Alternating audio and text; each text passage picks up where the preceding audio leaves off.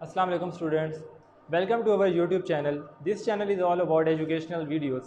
So if you are new to this channel then please subscribe it and don't forget to press the bell icon. The topic today we are going to discuss is about prefixes and scientific notations.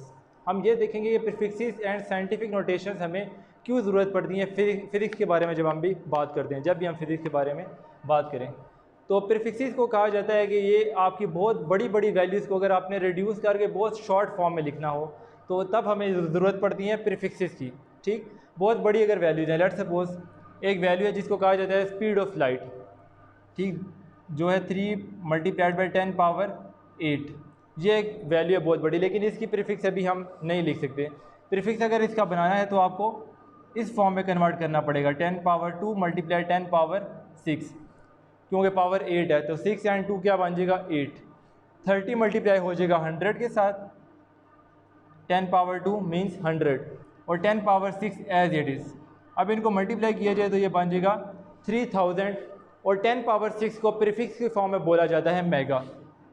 ठीक, तो इतनी इसकी value आ जाएगी mega के साथ। तो देखें बहुत बड़ी वैल्यू को मैंने बहुत शॉर्ट करके एक सिर्फ प्रीफिक्स के साथ रिप्लेस कर दिया, जो कि क्या था मेगा। ये एक प्रीफिक्स का नेम है। ठीक, इसी तरह और भी बहुत सारे नेम्स हैं, किलो, मेगा, गीगा, टेरा, पीटा, एक्सा, काफ़ी सारे इसके नाम हैं जो आप बहुत बड़ी वैल्यूज़ को रिड्यूस करके लिख सकते हैं। लेट्स सपोज एक वैल्यू है आपके पास 860000, ये इतनी बड़ी आपके पास एक वैल्यू है। तो बजाय आप इतनी बड़ी वैल्यूज़ लिखने के, जस्ट आप इसको एक प्रीफिक्स के साथ रिप्लेस कर देंगे तो आपको लिखने में भी आसानी होगी और बहुत बड़ी कैलकुलेशंस करने में आपका टाइम भी वेस्ट नहीं होगा। तो इसीलिए जो फिजिसिस्ट है उन्होंने एक आपकी ईजी काम करने के लिए उन्होंने एक प्रीफिक्स को जो है इन्वेंट किया ताकि आप बहुत बड़ी कैलकुलेशंस को शॉर्ट फॉर्म में लिख सकें। अब इसको अगर मैंने शॉर्ट फॉर्म में लिखना है तो कैसे लिखेंगे? आपने रूल ये है कि फर्स्ट डेसिमल के बाद पॉइंट को रिप्लेस करना है।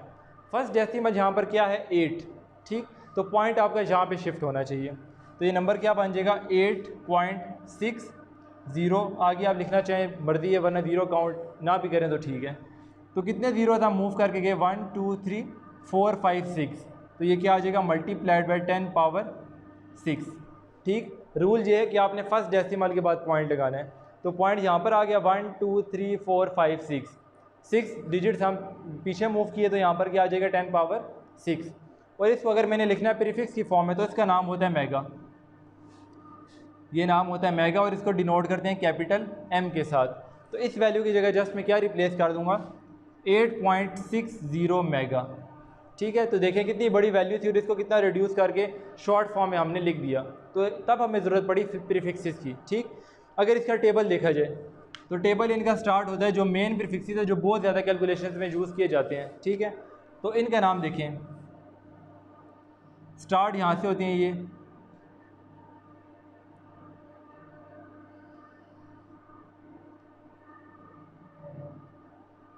यहाँ पर इनका लिख देते हैं नेम और साथ इनका देखते हैं सिंबल क्या है।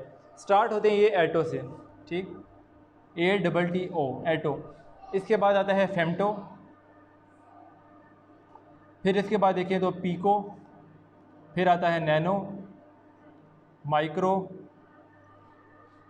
मिली, सेंटी, डेसी, डेका, हेप्टा। ये इस तरह सारी प्रीफिक्सेस के नाम हैं। हेप्टा के बाद किलो, मेगा, गीगा, ठीक है, इसके बाद 3 और भी नेम आते हैं टेरा, पीटा, एक्सा। ये सारे क्या नाम है प्रीफिक्सेस के नेम हैं जो आप बहुत सारी कैलकुलेशन में यूज़ कर सकते हैं। ठीक, एटो की वैल्यू स्टार्ट होती है 10 पावर और इसका सिंबल होता है ए, इसको डिनोट करते हैं। और अगर इसकी वैल्यूज़ लिख दी जाएँ, ठीक है, सिर्फ वैल्यू अगर लिख दें तो वैल्यू है इसकी 10 पावर -18, यह -18 से स्टार्ट होता है। इसके बाद फेमटो में क्या आ जाएगा 10 पावर -15।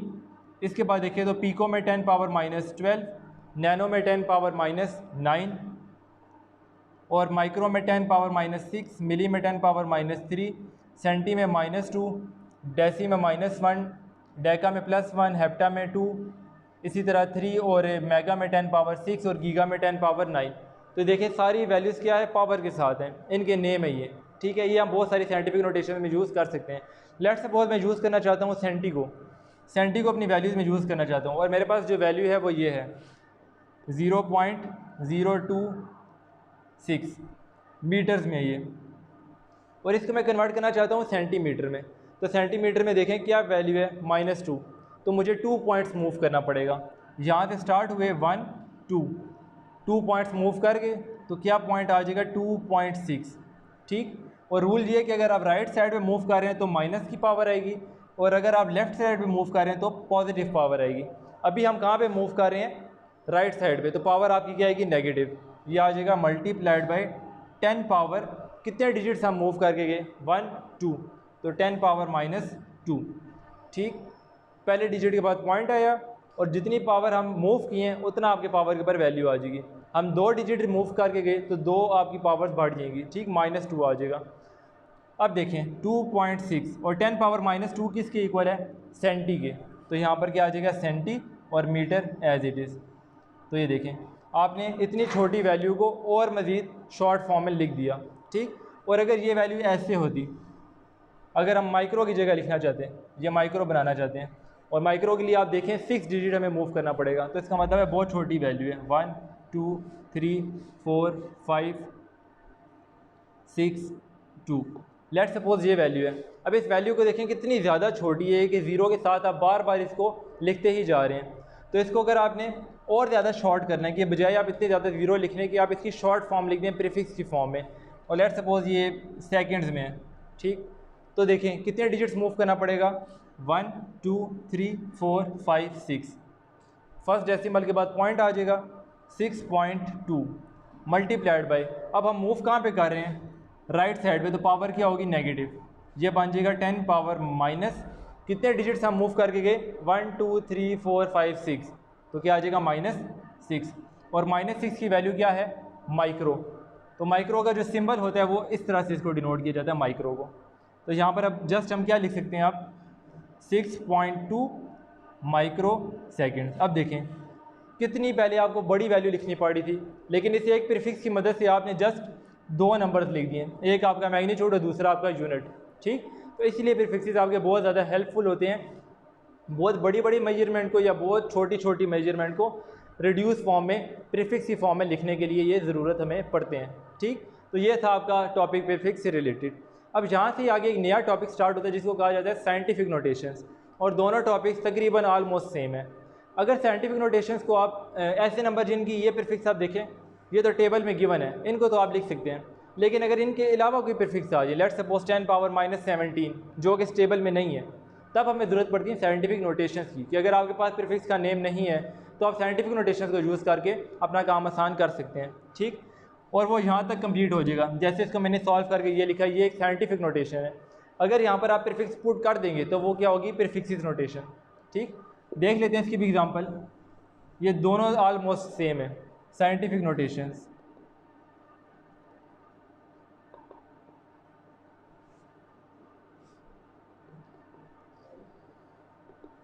साइंटिफिक नोटेशन एक नंबर लिखते हैं, कोई भी एक रैंडम नंबर ले लेते हैं 3 2 4 6 0 0 0 0।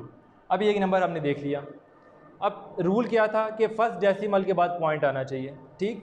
फर्स्ट डेसिमल क्या है 3, तो पॉइंट 3 के बाद आना चाहिए। ये भी पॉइंट आपका यहाँ पे है बिल्कुल एंड पे, तो इस पॉइंट को अगर मूव करें 1 2 3 4 5 6 7 डिजिट्स मूव करने के बाद पॉइंट आपका कहाँ पे आ जाएगा 3 के बाद, तो ये बन जाएगा 3.246, जीरोस को आगे लिखने की ज़रूरत नहीं है, मल्टीप्लाइड बाय कितने पॉइंट्स हम मूव करके गए 7, और 7 पॉइंट्स हमने लेफ़्ट साइड में मूव किया, तो लेफ़्ट साइड में मूव करें तो पॉजिटिव पावर आती है, तो ये आ जाएगा 10 पावर +7। अब यहाँ पे देखें 7 का कोई भी प्रीफिक्स यहाँ पे नहीं है, ठीक है, तो इसका मतलब हम इसको और ज़्यादा रिड्यूस नहीं कर सकते। तो इतना बड़ा जो आपका नंबर था वो एक क्लोज्ड फॉर्म में हमने लिख दिया, ठीक। अब लेट्स सपोज नंबर बहुत ज़्यादा शॉर्ट हो जाए, एक नंबर लिख दें अगर 0.0000000, ये बहुत छोटा सा नंबर लिख दिया, ठीक है, 875, ये एक नंबर लिख दिया। तो रूल फिर दोबारा ये है कि आपका फर्स्ट डेसिमल के बाद पॉइंट आना चाहिए।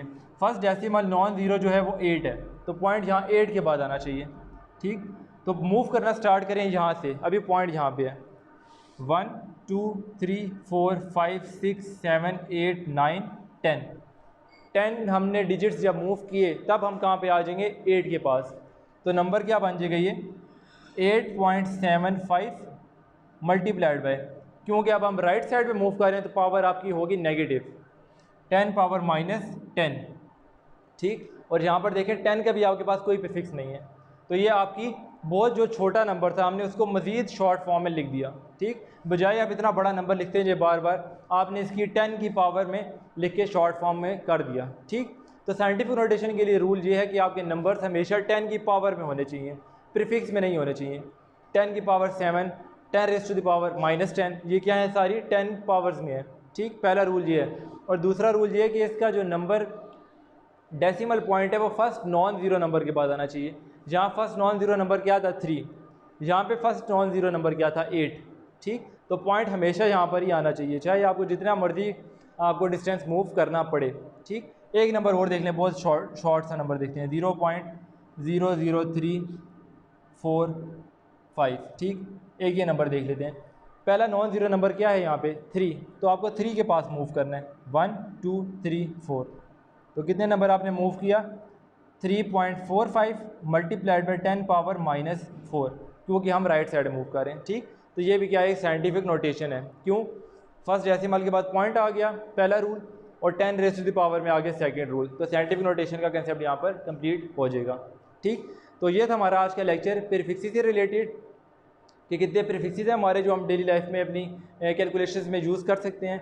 और साइंटिफिक नोटेशंस को हमने देखा है कैसे हमारा काम आसान करते हैं, कि हम बहुत बड़ी बड़ी वैल्यूज़ या बहुत शॉर्ट वैल्यूज़ को, बहुत स्मॉल वैल्यूज़ को एक इनकी क्लोज फॉर्म में लिख सकते हैं 10 की पावर्स में, ठीक। ये था आपका आज का लेक्चर।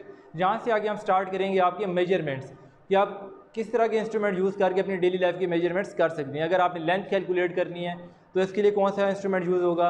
लेट्स सपोज आप इसका साइज़ मेजर करना चाहते हैं, इस डस्टर का, तो इसका क्या आपका मेजरमेंट्स होंगी, कौन सा इंस्ट्रूमेंट यूज़ होगा। इस मार्कर की लेंथ कैलकुलेट करना चाहते हैं, तो इस तरह बहुत सारे हमारे जो इंटरनेशनल लेवल पे सिस्टम्स हैं, इंस्ट्रूमेंट्स हैं जो हम यूज़ करके अपनी कैलकुलेशन कर सकते हैं और कोई भी मेजरमेंट कैलकुलेट कर सकते हैं। टाइम को मेजर कर सकते हैं डिजिटल वॉचेस के ज़रिए, ठीक है। पहले एनालॉग वॉचेस होती थी, लेकिन डिजिटल वॉचेस में आपको बिल्कुल एक्यूरेट टाइम आता है विदाउट एनी एरर, ठीक। ये हमारा नेक्स्ट का लेक्चर होगा। सो सी यू इन नेक्स्ट लेक्चर। अल्लाह हाफिज़।